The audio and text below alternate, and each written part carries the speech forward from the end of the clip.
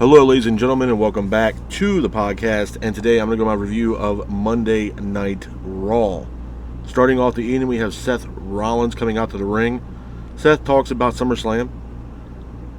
He also wants CM Punk and Drew McIntyre to come out to the ring. He brings them out to the ring. Rollins then mocks CM Punk. McIntyre says that he wants the best for WWE just like Rollins does. McIntyre says that Punk is his enemy.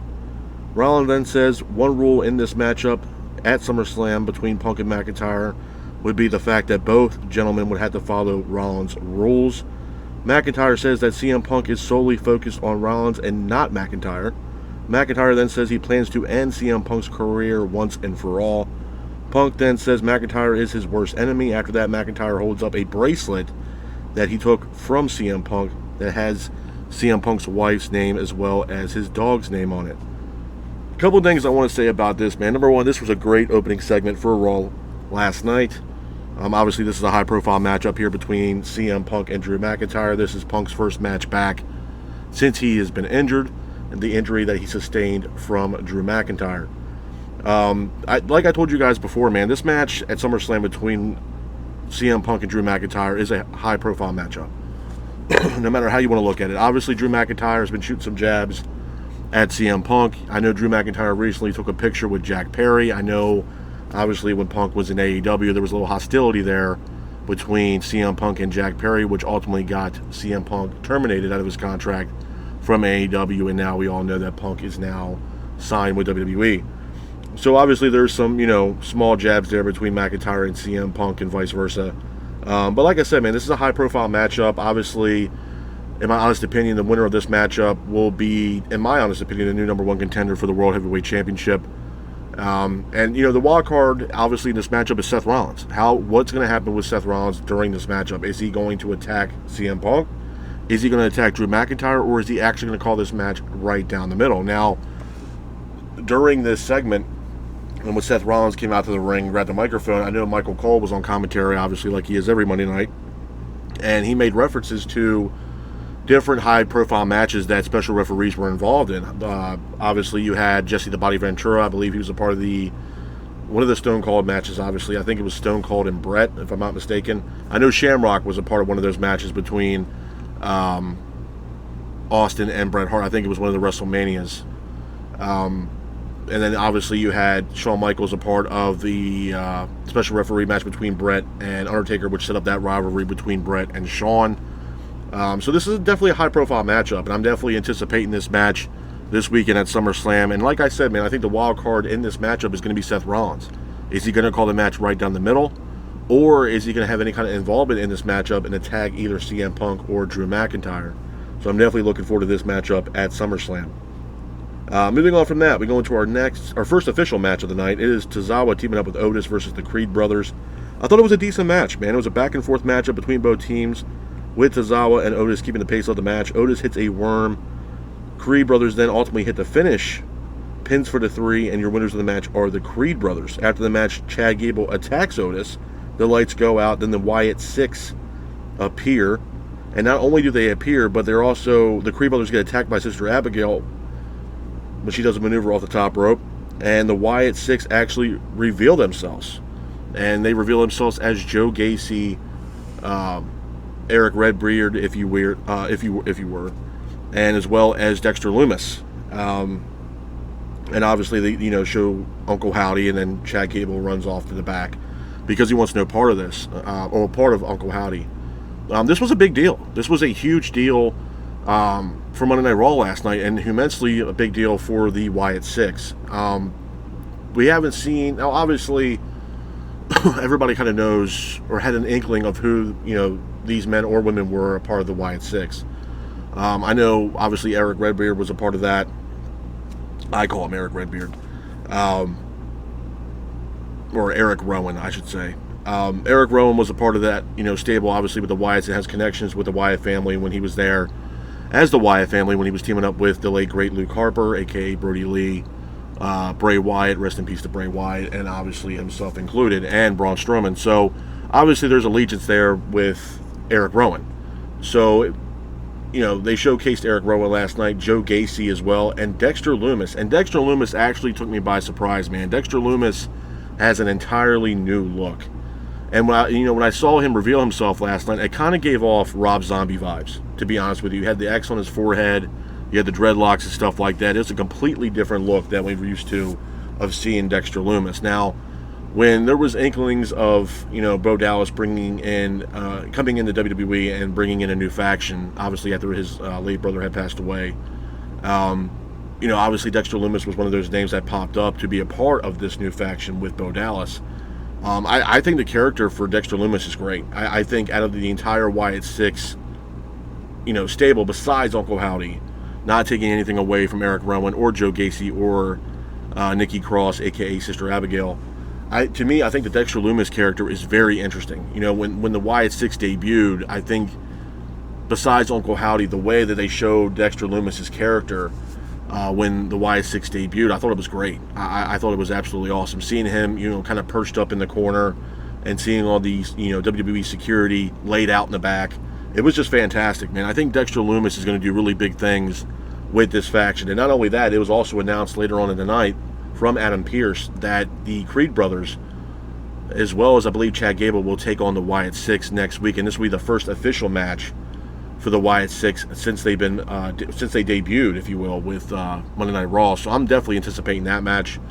And obviously things are looking really high up, and there's a very high ceiling, in my honest opinion, for the Wyatt 6. I know a lot of people were like, oh, well, where are they going to go with this? To be honest with you, the sky's the limit, man. I'm not sitting here and going to say that Bo Dallas is Bray Wyatt. I'm not going to say that. Bray Wyatt, the mind he had for the character, the mind he had for the faction, the mind he had and creatively had for that faction alone, even when he was with the Wyatt family, was absolutely fantastic. And there was a lot of memorable moments that Bray brought to the table for WWE. He obviously gave Alexa Bliss a character in that storyline. Obviously, the Braun Strowman thing that he had, the Swamp match. I mean, creating The Fiend. I mean, The Fiend is one of the most synonymous characters in all of pro wrestling, in my honest opinion. And Bray Wyatt came up with that character. And I think it was one of those characters that is going to live on forever. And you have the Firefly Funhouse. I mean, these were all creative ideas that came from Bray Wyatt. Now, do I believe that we're going to get the exact same thing from Bo Dallas? No. I mean, obviously, they're two different people. But do I think Bo Dallas has a good creative mind for the business and can elevate this faction with Wyatt 6? Absolutely. The Uncle Howdy character alone, before the Wyatt 6 came in, you got to realize that Uncle Howdy was a part of what Bray Wyatt was doing, before he had passed away. So obviously Uncle Howdy and Bo Dallas, Bo Dallas and Bray Wyatt had probably had conversations about how the character was going to portray and be played out. So I think now Bo Dallas has the keys to the kingdom, and I think what he's going to do now is really elevate the Wyatt 6 and give it a more sinister look, if you will. And I think just seeing these vignettes and these video packages being played for the Wyatt 6, I think it's only going to intensify. And, again, this is kind of the same thing when I said about the Bloodline. I can see the Wyatt 6, running roughshod, if you will, on the entire roster on Monday Night Raw and really, solidifying themselves as a top faction within not only just Monday Night Raw, but WWE. So I'm definitely anticipating what's going to happen next. I'm definitely anticipating next week's matchup, the debut, if you will, in-ring debut of the Wyatt 6 versus the Creed brothers next week. Definitely looking forward to that. Moving on from that, we go into our next match of the night. It is Sheamus versus Bronson Reed. Again, I thought it was a good match, man. This was a match that was supposed to happen last week, but it was interrupted by Pete Dunne, and the match never really took off. It was a back-and-forth matchup with Bronson Reed keeping the pace. Reed hits a Death Valley driver on Sheamus in the middle of the ring. Sheamus then hits a white noise off the middle rope. But Pete Dunne once again gets involved in Sheamus' matchup with the attack from Pete Dunne with a shillelagh, which allowed Reed to hit the tsunami, pins for the 3, and your winner of the match is Bronson Reed. Hats off to Bronson Reed for getting the win in this matchup. Moving on from that, we go into our next match of the night. It is Jey Uso versus Carlito. This was a good match, man. It was a back-and-forth matchup between Jey and Carlito, with Jey keeping the pace of the match. Jey ultimately finishes the matchup with a devastating spear on Carlito, pins him for the 3, and your winner of the match is Jey Uso. Hats off to Jey Uso for getting the win in this matchup. Moving on from that, we go into our next match of the night. It is Xavier Woods versus Killer Kross. I thought it was a decent match. Back and forth matchup between Woods and Kross, with Kross keeping the pace of the match, and Kross ultimately hits the finish on Xavier Woods.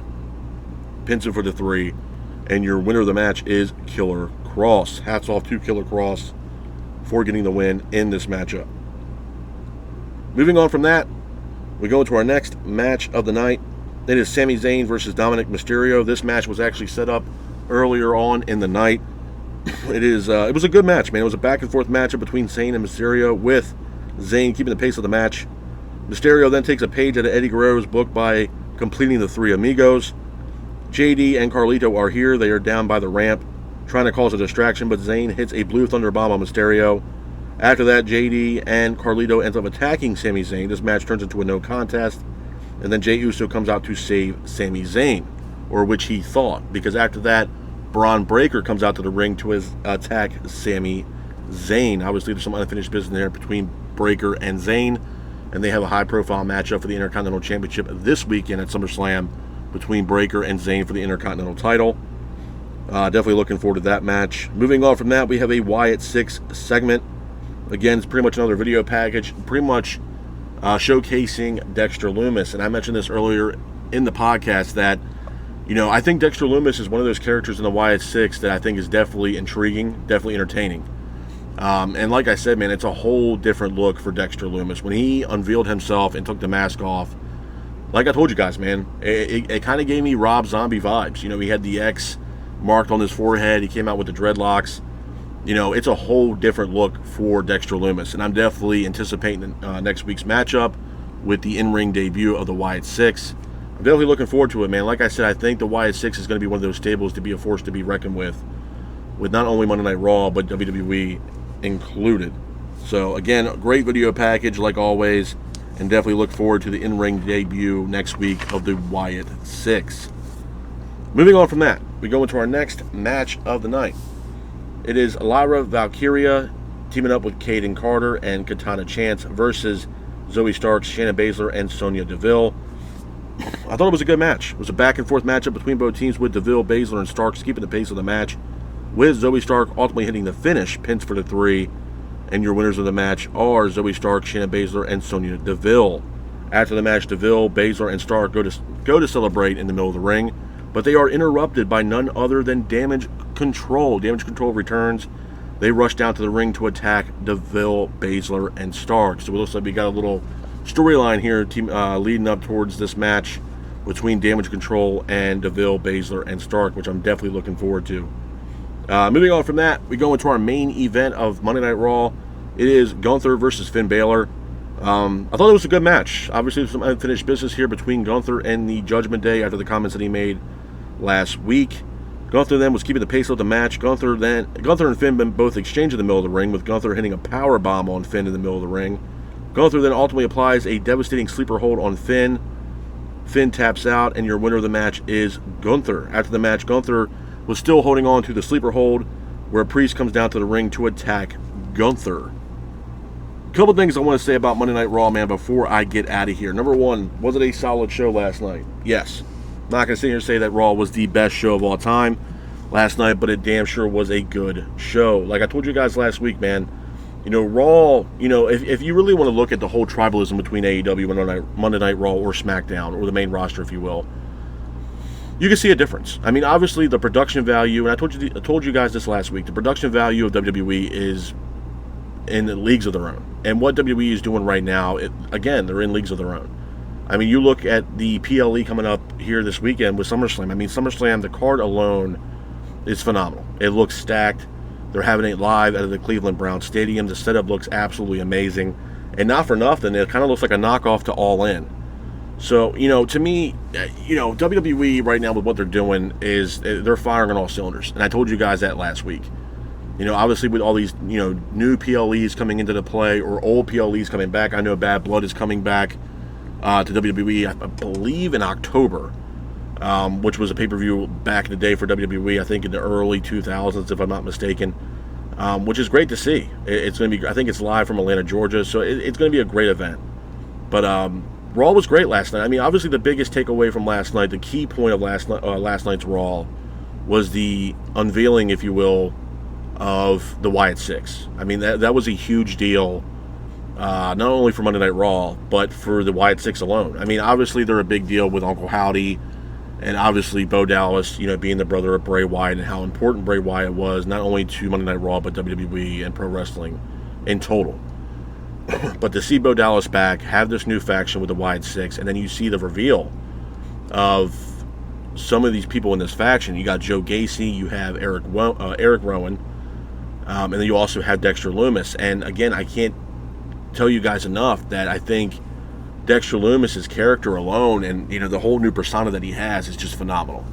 And like I mentioned earlier, when they debuted as a faction and they saw all this destruction backstage with all the the Raw security and stuff like that, I think seeing Dexter Lumis, I think he stuck out a lot when they debuted. Seeing him perched up on one of the production boxes, if you will, and he's just perched there like a bird, watching over all the destruction that he just displayed for everybody and just the havoc that he wreaked backstage. I think to me, honestly, he stuck out the most. Obviously, seeing Uncle Howdy was great, and other members of the new faction, Nikki Cross, aka Sister Abigail, and obviously seeing the return of Eric Rowan, which is a big deal. Obviously, he's an OG, if you will, when it pertains to the Wyatt family. He was one of the original guys for the Wyatt family, teaming up with Brody Lee, aka Luke Harper, and Bray Wyatt and Braun Strowman. So it's just great to see him back, and the fact that we're going to see them have their in-ring debut next week against Chad Gable and the Creed brothers, I think it's going to be a great matchup. I think it's going to profile a lot of the Wyatt Six and what they're going to be doing moving forward, which I'm all for it. I'm absolutely all for it. I think that was the biggest takeaway, or one of the shocking moments of last night's Monday Night Raw. Obviously, there's other things leading up, but last night's Raw was pretty much the go-home show, obviously, for Raw leading up to SummerSlam. So obviously, there's some unfinished business there and tying up loose ends leading up to SummerSlam. You got Priest and Gunther, they're fighting throughout the crowd and fighting to the backstage area and stuff like that, being separated by, Monday Night Raw security. And that's going to be another high-profile matchup. Priest is defending the World Heavyweight Championship against Gunther, where Gunther had one hell of a reign with the Intercontinental Championship before he lost it. And this could be something where Gunther comes in and destroys Damian Priest. I mean, you got to realize this. There could be a very, very high probability chance that Gunther could beat Damian Priest at SummerSlam and hold that World Heavyweight Championship leading into Bash at Berlin, which would be a humongous big deal, not only for WWE, but for Gunther to walk in there as World Heavyweight Champion, or possibly see a rematch here between Priest and Gunther possibly, or the winner between McIntyre and CM Punk will face off against Gunther for the World Heavyweight Championship at Bash at Berlin. It's also another high probability chance that could happen. So, and SummerSlam, like I told you guys, man, SummerSlam is absolutely stacked from top to bottom. Some of the matches that I know for a fact that are going to happen, you got CM Punk, Drew McIntyre, with special guest referee Seth Rollins. You got Logan Paul and LA Knight for the United States Championship. You got Rhea Ripley getting a rematch against Liv Morgan, or getting a match against Liv Morgan for the Women's Heavyweight Championship. Nia Jax and Bayley, again, high-profile matchup. Then you have Cody Rhodes and Solo Sikoa, which I don't think people are overlooking that matchup. But like I told you guys last week, man, this could be something where we could possibly see the return of Roman Reigns. And I think this will be a perfect time for Roman to come back, especially with a high-profile show being SummerSlam. It's one of WWE's big four pay-per-views of the year. And we just, had this storyline with Roman comes back as a babyface to take down the new bloodline, if you will, and take down the new tribal chief being Solo Sikoa. So, I mean, I can totally see not only Roman Reigns returning to SummerSlam, but I can also see Paul Heyman return with Roman at SummerSlam. I think that would be a immensely big deal, and I think if there was a roof on that stadium, it would blow the roof off that stadium to see the return of Roman Reigns and Paul Heyman in Cleveland at the Cleveland Browns Stadium. So I'll be all for it, man. I think this weekend's event's going to be great from top to bottom. I think there's a lot of high-profile matches, and, like I told you guys, I think at the end of the day, Raw and SmackDown and just the main roster and what they're doing right now, man, they are firing on all cylinders. And I told you guys before, man, I have no tribalism with either one of these companies. But I'm also, to me, it's one of those things where the truth is the truth. If you're looking at the tribalism factor of it, WWE is winning right now. Absolutely. AEW is playing second fiddle. And that's just the bottom line of it. I'm not trying to disrespect AEW or the AEW elitists out there that are all for AEW. I'm not saying that. I told you guys before that I want both companies to succeed because, my thing is, it's a contest, if you will, and competition breeds success. And I mentioned that to you guys multiple times. And I want both companies to flourish and to prosper. And this is, I mean, not only is this great for wrestling, but it's also great for the superstars and superstars on the indies that are looking for an opportunity to be on one of these primetime shows. Now that there's 2 primetime shows in the States. I know some people are saying, oh, there's NWA and TNA. No. With all due respect to TNA, and especially NWA, I know there was a comment made from a certain superstar saying that, oh, why is Bobby Lashley possibly going to AEW, not NWA? Well, to be honest with you, I don't think NWA has the funding to sign a high-profile talent like Bobby Lashley. I don't. And I think Bobby Lashley, with all due respect, is looking for an opportunity to still wrestle for a company where he can actually make really good money, where he can retire and ride off to the sunset. And I just don't think Billy Corgan and the NWA family over there can really facilitate what Bobby Lashley really wants. Now, I could be wrong on that. I could be 100% wrong on that. My thing when it was addressed and there was a whole rumor going on that MVP and Bobby Lashley were going to leave WWE, wait for their contracts to expire, and to leave WWE, my first initial thought that both MVP and Bobby Lashley would probably benefit the most going back to TNA, which is still really a high probability that could happen. I just don't think NWA would really. I don't think Bobby Lashley would benefit going over to NWA. I'm not trying to disrespect the company or disrespect the talent. I'm not. I used to watch NWA Power all the time when it was 6:05 on Tuesdays on YouTube. And I thought the company was great and it had a lot of high-profile talent on that company at one time. And I'm not just talking about Nick Aldis and Camille. I'm talking about the likes of Eli Drake, Ricky Starks, Zeke Dice. Obviously there's Trevor Murdoch. They had at one point, they were doing that crossover show between Ring of Honor and NWA at one time, and that all failed. They even had Scott Steiner at one time be a part of NWA. NWA at the time, when they came back and had a resurgence and was on YouTube, they were firing on all cylinders. They had a lot of top talent on that roster. And it's just fumbled. I mean, Camille's gone. Camille's with AEW. Nick Aldis is now the general manager of SmackDown. They still have Tim Storm. Eli Drake, a.k.a. LA Knight, is now with SmackDown. Eddie Kingston, who once was there, is now with AEW. Ricky Starks is now currently at this time, AEW. The roster is not the same. I'm not taking anything away from the roster they have now. I'm sure the men and women over there at NWA are doing fantastic things and making memorable moments and having memorable matches. I'm all for it. I just think when it pertains to Bobby Lashley, to be honest with you, I think it comes down to 1 or 2 companies. I think it's AEW or TNA. I just don't think Billy Corgan and NWA had the financial backing, to be honest with you, to facilitate the deal that I think Bobby Lashley is looking for. I think Bobby Lashley is looking to cash out, make high profile money for the next 2 to 5 years, and after that he's going to retire. And he's going to walk away with a lot of money, and that's it. I don't think NWA can do that. I don't. And I'm not saying I want NWA to fail. I'm not saying that at all. I just don't think they can facilitate the high-profile money deal that Bobby Lashley is possibly looking for. And why wouldn't he? He was making probably really good money working with WWE. So, to me, I'm sorry, but I think working with NWA would be a immense pay cut for Bobby Lashley. I just don't think they have the funds right now to facilitate that deal.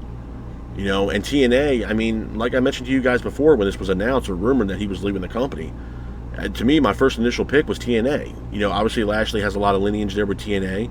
He worked with TNA for a couple of years, as well as MVP. He was a former TNA World Champion. There's a lot of good matches that Bobby Lashley could have under the new TNA banner right now. Whether it be Moose, whether it be Josh Alexander, there's a lot of names there, that he can wrestle with. I think Jonathan Gresham he can wrestle with as well. Speedball Mike Bailey is another good opponent for Bobby Lashley. I think there's a lot of really decent talent over there in TNA that really can have Bobby Lashley have a run for his money. Now, whether they can facilitate the deal, I don't know. I do not know. I do know for a fact that Tony Khan had mentioned that he wants to go for high-profile free agents, and he's going to do everything he can to get that. So I don't know if that's going to happen or not, or if even Tony Khan can facilitate a deal to bring in Bobby Lashley and MVP. Because I feel as if, from what I understand, Bobby Lashley is trying to remake the Hurt Business and bring in himself, MVP, and Shelton Benjamin, where Shelton Benjamin is now currently a free agent. I don't think he's signed with anybody right now. And I think, Bobby Lashley is trying to reform that stable without the Hurt Business name, if you will. So I don't know. I think it benefit both parties. I think if Bobby went to TNA, great. If he went over to AEW, it's not going to hurt anything. But the problem with the biggest downfall with AEW compared to TNA is that AEW already has a immense bloated roster right now, where some of the talent that you see signed there we haven't even seen yet. I mean, we just now saw Camille, when Camille, I believe, has been signed with the company since February. And here we are, July, going into August. So, I mean, the roster is bloated. And like I told you guys before, when it pertains to AEW, there needs to be a hard roster split or a draft where you see certain superstars on one show and certain superstars on another. Because the roster is just way too bloated. I mean, absolutely. And I think that's one of the biggest downfalls right now with AEW. But despite AEW, like I said earlier, man, Raw was a solid show from top to bottom. Hands down. I think, SummerSlam this weekend is going to be absolutely incredible. I'm definitely looking forward to that show. I will be covering that show this weekend and giving you guys a review. I think the review most likely will come out Monday, probably Monday morning or Monday midday, afternoon on Monday. But I will definitely be doing a review on SummerSlam. And I think, to be honest with you guys, the way that, I really wanted to see if you guys liked the episodes of the podcast where I was covering Raw and SmackDown. I think you guys are actually enjoying it. And that was one of the biggest takeaways I took away from doing the Raw upload as well as SmackDown, to see if you guys liked it. And I think you guys want to hear more from me, which is great, but not just about AEW. You want the news, you want the rumors, you also want to hear about Raw and SmackDown and my takes on Raw and SmackDown, which I really do appreciate that. I really do, and it means a lot. So I think moving forward, man, I think we are going to be covering Monday Night Raw and SmackDown as well as the PLEs for WWE as well, and not just AEW. So it's going to be a little bit of, main roster stuff as well as AEW, covering, obviously, pay-per-views for both WWE and AEW moving forward. I think that's going to be the best bet, not only for myself, but for you fans as well of the podcast, which, again, I really do appreciate you guys coming by and checking out the podcast and, making it your daily listen, man. I think it's great, and I'll let you guys know that it's definitely appreciated. And I mean that from the bottom of my heart, man. Especially on those, early morning drives. You guys want to hear about some wrestling news or hear me just go off about wrestling. It's awesome, man. I'm happy that I bring you guys some enjoyment and entertainment on that. So, but despite all that stuff, I mean, like I said, I think moving forward, I will be covering the main roster, Raw and SmackDown, as well as AEW, Dynamite, and Collision. I'm trying to figure out the time slot of how to do Collision and when to upload that and do the reviews on that. But I definitely want to stick with AEW as well as the main roster moving forward. I think you guys are really enjoying that, and I'm enjoying it myself. I think both brands, both companies, if you will, are doing really well. One maybe more than the other. Again, not trying to disrespect the AEW elitist out there. But again, man, WWE and Raw and SmackDown are firing on all cylinders right now. And I told you guys this last week, too, when it pertained to SmackDown. If you guys don't like the Bloodline, then you don't need to be watching SmackDown. The SmackDown right now is entirely engulfed in the storyline with the Bloodline, and it's entirely engulfed with what Cody Rhodes is doing. And rightfully so. Cody Rhodes is the current WWE champion, and right now the Bloodline is probably one of the best things going right now on SmackDown. And with the possibility of the return of Roman Reigns, it's only going to intensify with the possible return of not only Roman Reigns, but Paul Heyman. So if you guys don't like the Bloodline, which I don't know why, but I mean, if that's your opinion, then I wouldn't watch SmackDown if I was y'all.